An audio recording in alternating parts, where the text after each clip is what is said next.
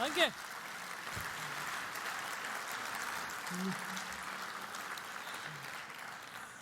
Danke. Und jetzt 20 oder 25 Minuten auf Englisch. Es tut mir leid. Aber Sie haben auf Deutsch hier. So thank you to everybody, to the Buch Wien, ORF, all these distinguished people. For inexplicable reasons, Vienna is very kind to me. So thank you. So, in the beginning,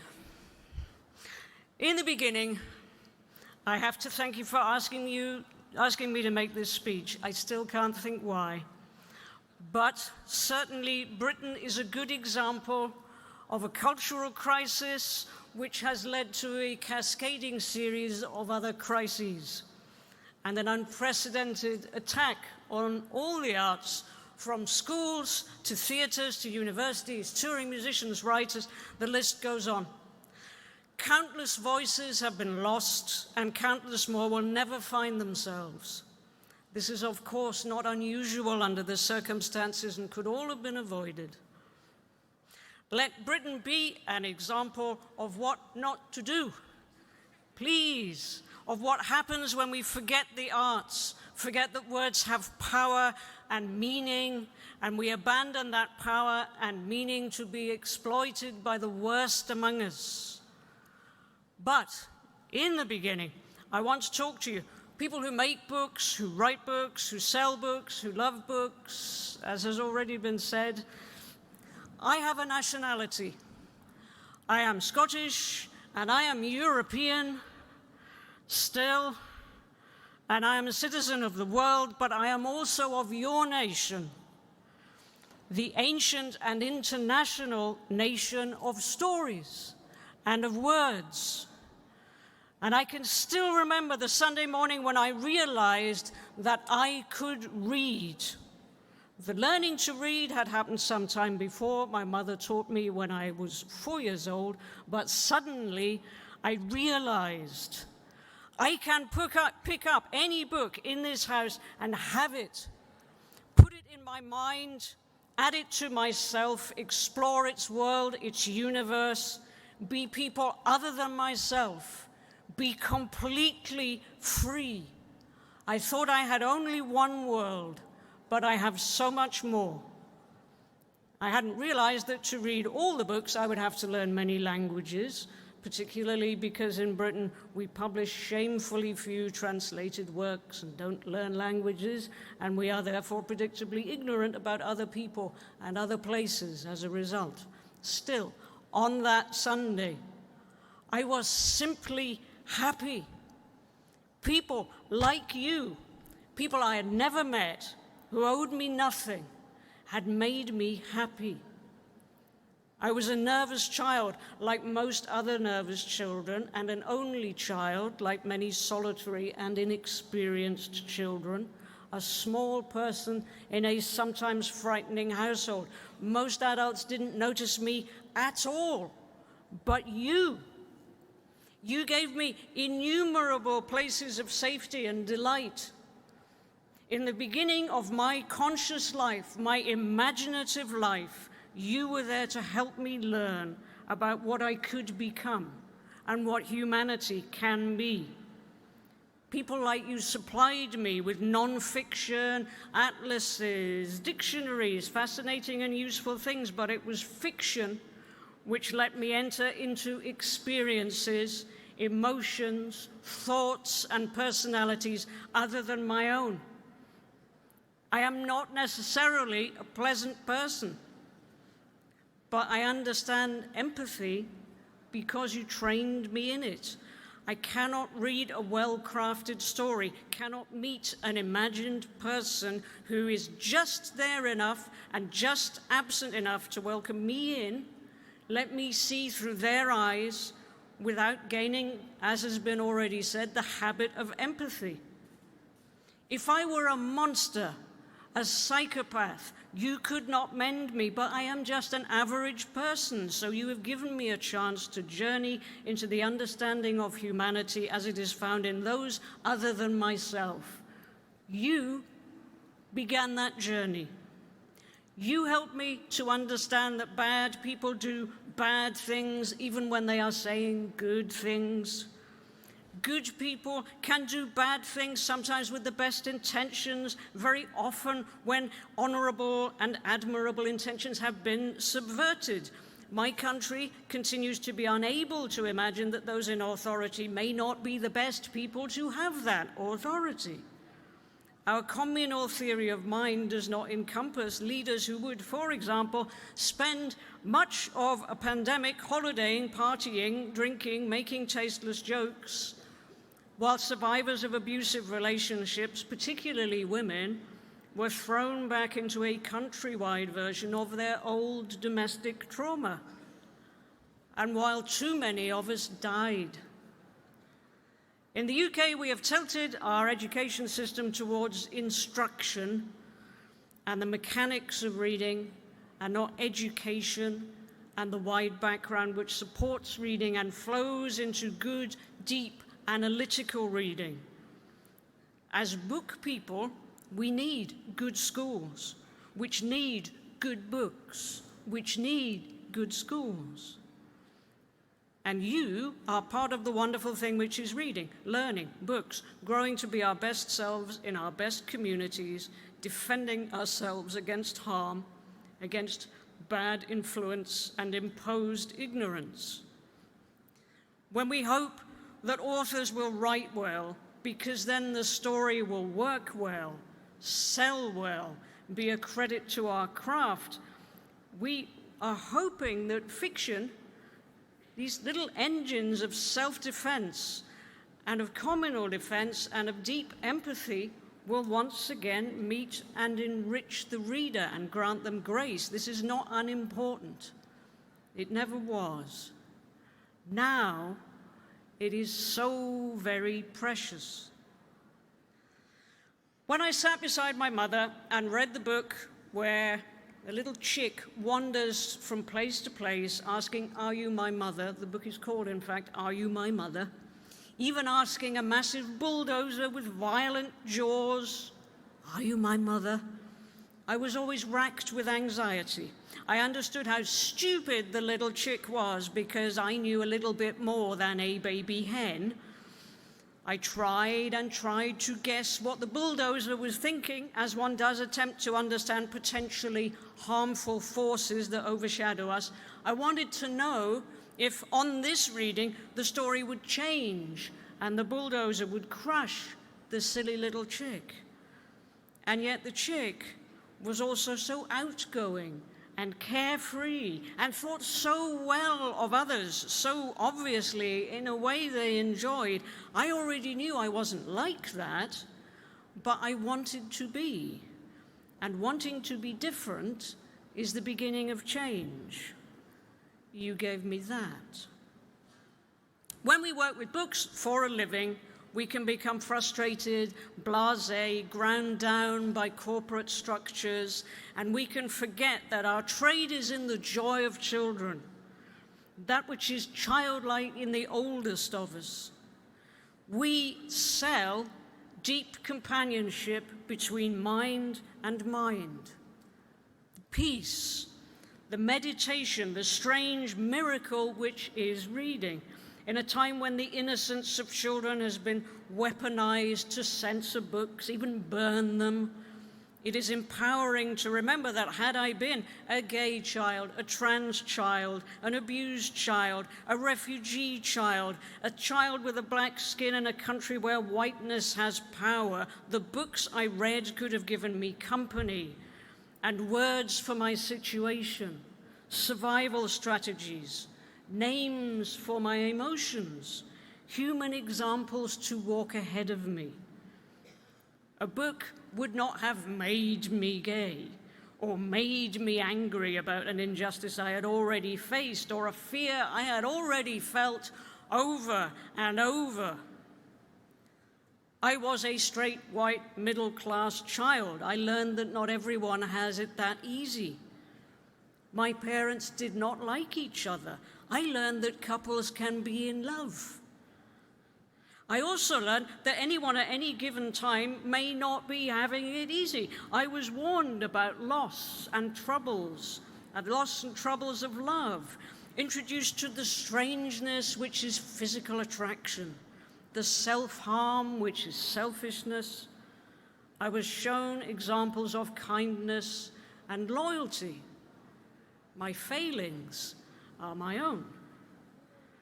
And in the beginning, really in the beginning, when we talk about words, we are talking about voice, literal voice, not just what has become an unrooted literary concept of voice.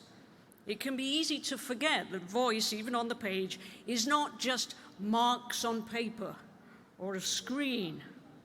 The written word is musical notation for the human mind, for our individual literal voice. Punctuation has rules and an alphabet of symbols, but it's a notation for human breath. Here we pause a little, here we pause for a whole breath. Here we are breathless with emotion that we share with the character. In this, we partially inhabit the body of the author and of the character. And meanwhile, the words act on the reader's emotions, the reader's endocrine system. Ink on a page referring to someone who doesn't exist can make us cry. It's easy to forget how remarkable and human and humane this process is. If we don't understand the process, we aren't ready when the malign used words, fantasies, smears, scare stories to affect our minds and our bodies. And in the context of what are effectively virtual reality games like QAnon, the worlds built by conspiracy theorists and political fantasists, words become agents of chaos. The fury, fear, and unending stress on which the attention economy thrives are created using words. Shoddy narratives are bolstered by powerful emotion, and slowly we are trained to swamp our systems with adrenaline and noradrenaline and cortisol, endure tensed muscles, headaches, a racing heart, the responses to a threat we can't see, can't escape.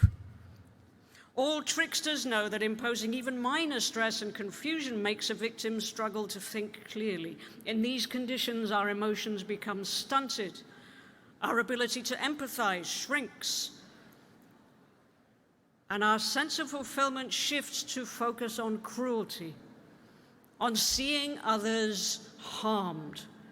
And of course, when those others are repeatedly named and demonized and we don't know them well or we don't know them at all, malign leaders and influencers can use the pains they themselves gave us to stroll into power and commit obscenities. This is the use of words, but it is the opposite of what happens when we read well-intentioned words, crafted words, when we can be safe with a book, free to meet those we do not know, to be with them for a while. If it weren't such bad writing, it wouldn't need all that emotion. In Britain, when we forgot that words have power, status, meaning, we allowed the worst of us to use words in a way which now surrounds the public in a hurricane of shoddy lies, which amplifies conflict, fear, and loathing, which drives both the thoughtful and the victims of influence to despair. That we aren't even worth well-crafted deceptions, that we were defeated by freakish charlatans who can't form a credible sentence, is just one more part of the whole demeaning progress of our decline. As part of my personal and professional practice, I follow the voice teachings of Alfred Wolfson. In the trenches of World War I, Wolfson heard the screams of the dying And already interested in singing and voice, he realized how compelling that final scream can be. It struck him that in death, human beings expressed their whole essence as they never quite dared to while they were alive. Thereafter, he devoted himself to developing training that would help people fully express who they were in life. As fascism took hold in Berlin, he was in Berlin, he fled, not just because he was a Jew, not just because he opposed what fascism was saying, but because he could hear death coming in the very sound of the voices, the sound of people compromised and sickened by something unclean. Wolfson's teaching method is effective, it's exhilarating, I like it. I am lucky, anyway, that my craft allows me to be fully expressed, even in my absence, even quite possibly, should the planet still be here after my death. But I try to remember that I have an obligation to help others, as Wolfson did, and to have that focus on living, human, unique, wonderful voices. Throughout my career, my own understanding of what writing is and what it can do has been enriched whenever I've worked with new writers, particularly in prisons, in elderly care facilities, care centers, disability centers, all the places where the voiceless live. And they may be voiceless, but they always have something to say. We are all diminished by our inability, even reluctance to hear them. In Britain, our publishing culture does not hold to anything like Wolfson's principles, nor does our public discourse, and that weakens us in every possible way. You literally have the power to harm or heal, to wound or mend your country, just by reading and writing and publishing books. On the page, the author's voice is joined by the particular voice of the piece, maybe a character's voice, the voice of a period, a region, an environment. There are so many threads that wind together and make a strong story, a believable world. When the hoped-for reader meets our prose, lets it into their mind, the voice of their own thinking winds into the chord of the story. As children, if we are read to, this process becomes more complex again. The story blending with a teacher's voice, a parent's voice, a loved one's voice, with our own repetitions and rememberings and ideas of how this or that character might sound. Are you my mother? Our voices grow in depth and complexity. When reading and writing were new and unusual activities, usually the province of religious people, reading aloud was the norm. The idea of looking at a text and being able to hear its words without saying them aloud, letting others know what was happening to us, that was looked upon as dangerous, suspicious, if not overly close to possession. And of course, to read is to be voluntarily possessed. But in the best of our writing, and particularly in the best of our fiction, I think the possession is that of a loving companion, of cooperative effort, of dances moving together within instinct and experience and joy. When we read, the words are there waiting for us, made for us, but we do have to process and decipher them, put energy into making them sing, allow ourselves to enter in. That takes effort. We are all, I'm sure, very good at reading. I hope we are all very good at reading. But during the pandemic, under intense stress, many of us found it hard to read. Or we guarded our hearts by reading familiar stories, returning to old, predictable friends to read. New empathy was too much effort, too much of a risk. Stress interfered with our ability to enter in. It always does kill empathy as we shut down into survival mode. But given just a little peace, our effort in reading generally feels natural, is relaxing, and brings us pleasure. And even those old friends, they helped us through that time. They were precious then. I'm sure you, as I, have been approached by readers who found that a book, a poem, a story got them through something terrible, gave them company. The reader and the book, the writer and the book, they meet like hands across space in welcome, in an embrace. Voice twinned with voice, body synchronizing with body, breath with breath, they meet in a kind of kiss. And it is so very strange to involve money in a kiss. But if we want to read and write and work with books, then we do need money to support the creative process. We can't surrender such a vital space to only those who are independently wealthy or lucky enough to have found a patron. No matter the quality of the prose, shopkeepers and banks and utility suppliers do not understand short stories as legal tender, so we writers hope to write work and find people who can pay us for the time and craft it took to make. Although many pressures encourage us not to think so, the money in our business does not buy voices or authors or employees, does not buy stories, and cannot, should not, possibly buy even one voice. The money buys time, the time we need to make our best work, as if we loved the reader and their community and wished them well, wish them to be as much of themselves and as heard as they and their communities could wish. The money rewards skill and helps us go on to learn to do better. The money supports the people who bring voices to comfort the lonely and cheer the sad and balance the louder voices in society and give voice to the voiceless and bring joy, bring hope. Without hope, we cannot be optimistic, cannot be grateful, and so we despair. And in societies with too much despair, monsters arise. So dear, very kind members of my book family, the book nation that embraces all nations, I do believe that we must set out intending to do no harm.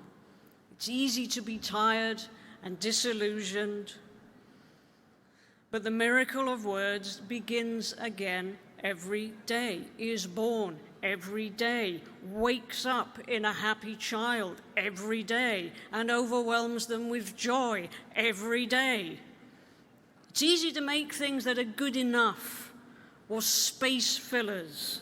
My country is full of books like that, but surely we can aim instead to add useful and necessary and unexpected beauty into our own lives and the lives of strangers. And if this all seems too emotional or too far from the practical realities of life and commerce, I offer you a quotation from Alexei Navalny, speaking at the conclusion of the closed court proceeding which added 20 years to his existing sentence this summer. When you finally realize that the rejection of conscience will eventually lead to the disappearance of intellect, then maybe you will stand on both of the legs on which every man should stand.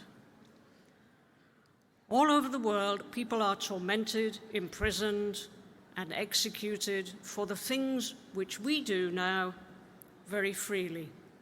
In the end, if we forget to do these things freely and with conscience, then torment, imprisonment, and all the possible kinds of dying come closer, not just for us, but for everyone.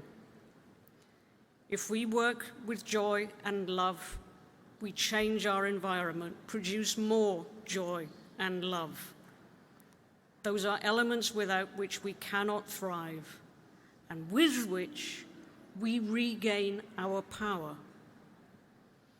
Thank you for your attention. Vielen Dank.